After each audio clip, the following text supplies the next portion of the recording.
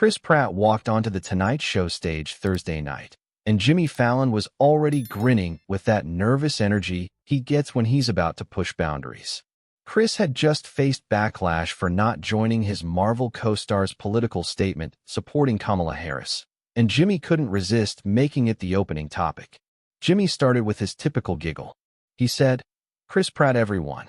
So Chris, I saw your Marvel buddies did a big political reunion without you. What happened? Did you lose the group text? Or are you the conservative Avenger nobody talks about?" The audience laughed nervously. Chris's smile tightened. He said, "Really, Jimmy? That's how we're starting? Not, how's the family? Or tell us about your new movie. Just straight to implying I'm some kind of political pariah?" Jimmy, still thinking this was playful, pushed further. He said, "Come on, it's just funny that Earth's mightiest heroes assembled for democracy and Star-Lord was probably at church or something." That's when Chris's entire demeanor changed. He leaned forward, his usual jovial manner gone. He said, "At church? Is that supposed to be an insult?" "Yeah, Jimmy, I go to church. I pray. I believe in God. Apparently, that makes me a punchline on your show now." The laughter died instantly. This wasn't the goofy Chris Pratt they expected. Jimmy tried to backpedal. He said, No, I didn't mean." "Yes, you did," Chris interrupted. "You meant exactly what Hollywood always means. That having faith makes me backwards. That not posting political statements makes me suspect. That being anything other than loudly liberal makes me the enemy." He stood up suddenly, surprising everyone. "You know what I was doing while my castmates were making that video? I was at a children's hospital. Privately. Without cameras. Because some of us believe in doing good without broadcasting it for political points." The audience was completely silent. This was a side of Chris Pratt they'd never seen. Jimmy, flustered, said, "Chris, it was just a joke." "Was it?" Chris walked to the front of the stage. "Because here's what's really funny, Jimmy. I get attacked for staying neutral. I get called fascist, homophobic, racist, all because I don't wave the right flag on Instagram. But you know what I've never done? I've never told anyone how to vote. I've never insulted anyone's beliefs. I've never used my platform to divide people." He turned to address the audience directly. "But that's not enough anymore, is it? Now you have to perform your politics. You have to pledge allegiance to the right causes. And if you don't, if you dare to say, 'I love everyone regardless of politics,' you're the problem." Now, what you're about to witness is exactly what NBC tried to edit out. A major star calling out Hollywood's political persecution. If you want to see the truth about how celebrities are bullied into compliance, hit subscribe right now. We're exposing what they desperately want hidden. Subscribe and stand for freedom of thought. Someone in the audience shouted support. Chris pointed at them. He said, "Thank you. Someone gets it. I'm not even conservative. I've never said who I vote for. But because I won't condemn half the country, because I believe people can disagree and still be good humans, I'm treated like a villain." Jimmy stood too, clearly panicked. He said, "Chris, nobody's calling you a villain. Check Twitter." Chris shot back. "Check the articles about me. Chris Pratt is problematic. Chris Pratt's silence is violence. Violence. My silence is violence. But actual violence at protests is mostly peaceful." He was pacing now, years of frustration pouring out. "You made fun of me for going to church. You know who else goes to my church? Gay couples. Former addicts. Single mothers. People of every color and background. But sure, reduce it to a punchline because it doesn't fit your narrative." Questlove and the Roots looked uncomfortable, unsure whether to keep playing background music. Chris continued, "You want to know why I didn't do the political video? Because I've seen what happens when celebrities tell people how to think. It divides families. It ruins friendships. It turns entertainment into propaganda." Jimmy tried once more. He said, "But don't you think celebrities have a responsibility?" "To what?" Chris interrupted. "To be your political puppets? To dance when you say dance? To parrot approved opinions? No, Jimmy. My responsibility is to make good movies, be a good father, and treat everyone with respect. Even people who vote differently than the Hollywood elite." The audience was split now. Some were applauding, others looked scandalized. Chris walked back to the chairs, but didn't sit. He said, "You know what's really sick? I've donated millions to charity. I've visited troops overseas. I've spent countless hours with sick kids. But none of that matters because I won't post a black square or wear the right pin. Jimmy, desperate to salvage the situation, said, Chris, I think you're overreacting. Overreacting? Chris laughed, but there was no humor in it. Jimmy, do you know what my kids see online? People calling their dad a Nazi. A Nazi.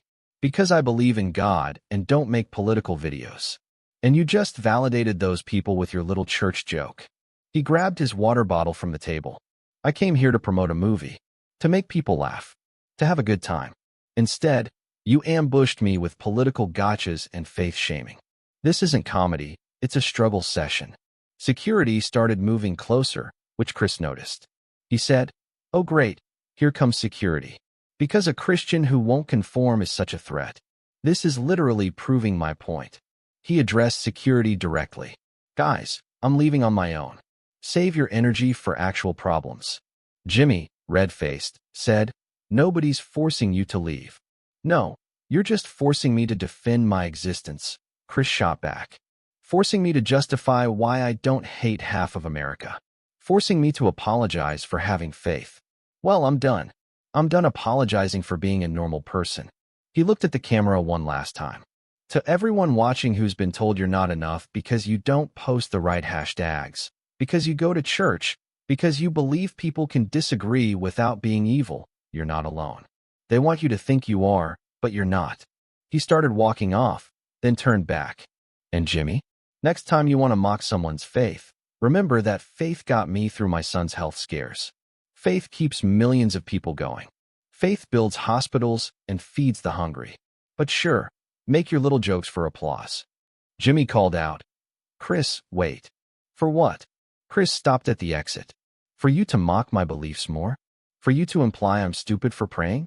For you to suggest I'm a bad person for staying out of politics? No thanks. I'll promote my movie somewhere that doesn't require a political purity test. He delivered his final shot. You know the difference between me and most of Hollywood? I actually like Americans. All of them. Even the ones who disagree with me. Even the ones in red states you fly over.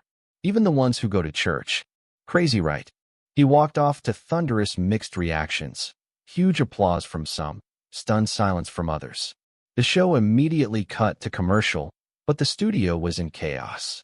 Audience members were on their feet, some arguing, some cheering, many recording on their phones. During the break, Jimmy could be heard saying to his producer, I thought he'd laugh it off. Several audience members shouted back, Read the room, and you attacked his faith. When they returned, Jimmy awkwardly tried to continue with the Roots performing, but the energy was destroyed. He looked shaken, fumbling through cue cards. Within minutes, hashtag Chris Pratt was right was trending worldwide. The clip exploded across social media, but what really fueled it was the religious angle. Many Americans felt seen in his defense of faith. Chris, still in his car, posted on Instagram, didn't plan to walk off Fallon, but mocking faith isn't funny. It's cruel. To everyone who gets attacked for believing in something bigger than Hollywood's approval, I see you. Keep the faith. The response was immediate and overwhelming. Churches across America shared his message. Veterans groups praised him. Parents thanked him for standing up. Mark Wahlberg tweeted, Proud of Pratt for defending faith. We need more of this in Hollywood. Even some liberal celebrities acknowledged the line crossed. Sarah Silverman posted, I'm an atheist, but mocking someone's faith is gross. Chris Pratt deserved better. But the real bombshell came when a Tonight Show employee leaked that the church joke was specifically written into Jimmy's questions by producers who wanted to get a rise out of Chris. The leak included an email. Pratt gets defensive about the religion stuff. Hit that early for good TV. This confirmed Chris's claim of being ambushed. Major faith organizations condemned the show. Sponsors began asking questions. NBC issued a weak statement about respecting all viewpoints that satisfied no one. Jimmy tried to address it the next night, saying he didn't mean to offend anyone's faith. But the damage was done. Religious viewers felt betrayed. The show's Middle America ratings tanked. A week later, Chris did a podcast where he reflected on the incident. He said, I'm not proud I lost my temper. But I'm tired of pretending it's okay to mock faith. I'm tired of being told I'm problematic for loving everyone. I'm tired of Hollywood's political monopoly. When asked if he regretted walking off, he was thoughtful. My only regret is that it took me this long to stand up. For years, I've smiled through the jokes, the assumptions, the attacks. But when Jimmy mocked my faith and implied I'm lesser for not joining political campaigns, something snapped. Maybe it needed to.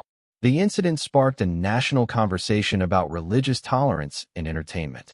The phrase, "probably at church," became a rallying cry for faithful Americans tired of being mocked.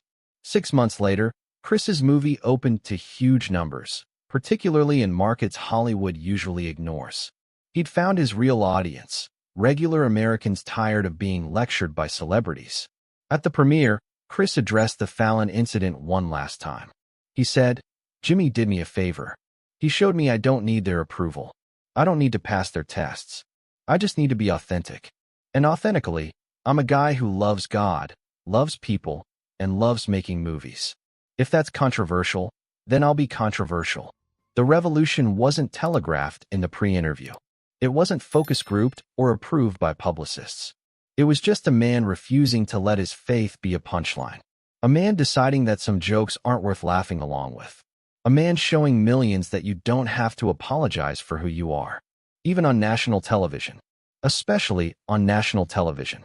Because sometimes the most powerful thing you can do is simply refuse to play along.